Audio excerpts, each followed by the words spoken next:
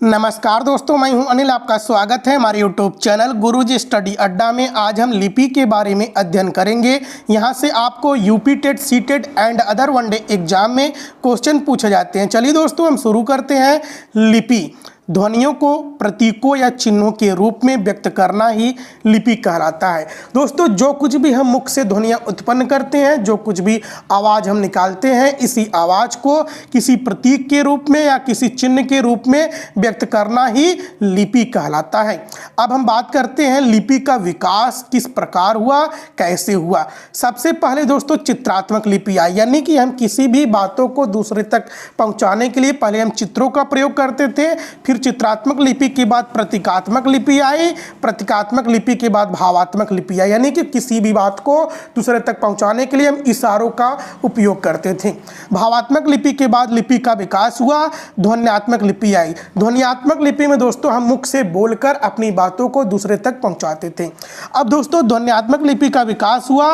अब आ गई दो लिपियां ध्वन्यात्मक के अंतर्गत, अक्षरात्मक लिपि और वर्णात्मक लिपि। और जो हमारी हिंदी है यह अक्षरात्मक लिपि के अंतर्गत है। अक्षरात्मक लिपि हिंदी के अंतर्गत है, वर्णात्मक लिपि रोमन के अंतर्गत आती है। अब दोस्तों आगे हम बात करते हैं सिंधु लिपि को चित्रात्मक लिपि, भाव ध्वनि मूलक लिपि, ट्रांजिशनल स्क्रिप्ट लिपि कहते हैं। दोस्तों जो सिंधु लिपि है इसे चित्रात्मक लिपि, भाव ध्वनि मूलक लिपि, ट्रांजिशनल स्क्रिप्ट लिपि कहते हैं। और दोस्तों सिंधु लिपि की विशेषता यह है कि यह लिपि दाएं से बाएं ओर लिखी जाती है। दाएं से बाएं किधर होता है, यानी कि ऐसे होता है, उल्टा। जैसे हम लोग देवनागरी लिपि जो होती है यह बाएं से दाएं लिखते हैं, ऐसे देवनागरी लिपि लिखते हैं। लेकिन जो सिंधु लिपि होती है दाएं से बाएं ऐसे लिखी जाती है दोस्तों। और सबसे बड़ी विशेषता यह है कि सिंधु लिपि को आज तक पढ़ा नहीं गया है। सिंधु लिपि जो है इसे आज तक पढ़ा नहीं जा सकी है। आगे देखिए दोस्तों खरोष्टी लिपि। खरोष्टी लिपि का है, खरोष्टी लिपि का विकास अरमाइक लिपि से हुआ है। इसमें संयुक्त अक्षर का अभाव होता है और खरोष्टी लिपि को इसे गधे की ओठों की लिपि कहते हैं। यह दाएं से बाएं ओर लिखी जाती है, दाएं से बाएं ऐसा होता है, इधर से, यानी कि ये दायां हो गया और ये बायां हो गया, दाएं से बाएं लिखी जाती है। आगे देखिए दोस्तों ब्राह्मी लिपि। ब्राह्मी लिपि की दो शैलियां थी, उत्तरी शैली और दक्षिणी शैली। और दोस्तों दक्षिणी शैली से तमिल, तेलुगु, मलयालम, कन्नड़ का विकास हुआ। दक्षिणी शैली के मतलब जो दक्षिण भारतीय क्षेत्र हैं वहाँ से तमिल, तेलुगु, मलयालम, कन्नड़ का विकास हुआ। और उत्तरी शैली से दोस्तों गुप्त लिपि का विकास हुआ।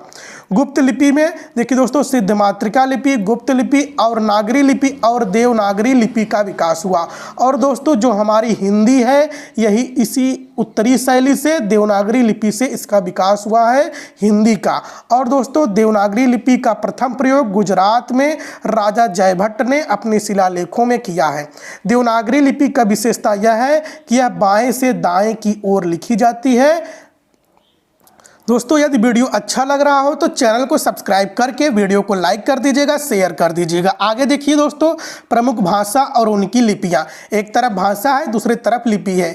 जो हिंदी है यह देवनागरी लिपि में लिखी जाती है, मराठी जो है यह देवनागरी लिपि में लिखी जाती है, संस्कृत जो है यह देवनागरी लिपि में लिखी जाती है, कोंकणी को देवनागरी लिपि में लिखते हैं, नेपाली को देवनागरी लिपि में लिखते हैं, अंग्रेजी को दोस्तों रोमन लिपि में हम लिखते हैं। और जो उर्दू है, उर्दू को हम फारसी लिपि में लिखते हैं। और जो पंजाबी है, पंजाबी को गुरमुखी लिपि में लिखते हैं, गुजराती को कैथी लिपि में लिखते हैं, उड़िया को उड़िया लिपि में लिखते हैं, असमिया को असमिया लिपि में हम लिखते हैं। फिर उसके बाद मलयालम को मलयालम लिपि में हम लिखते हैं।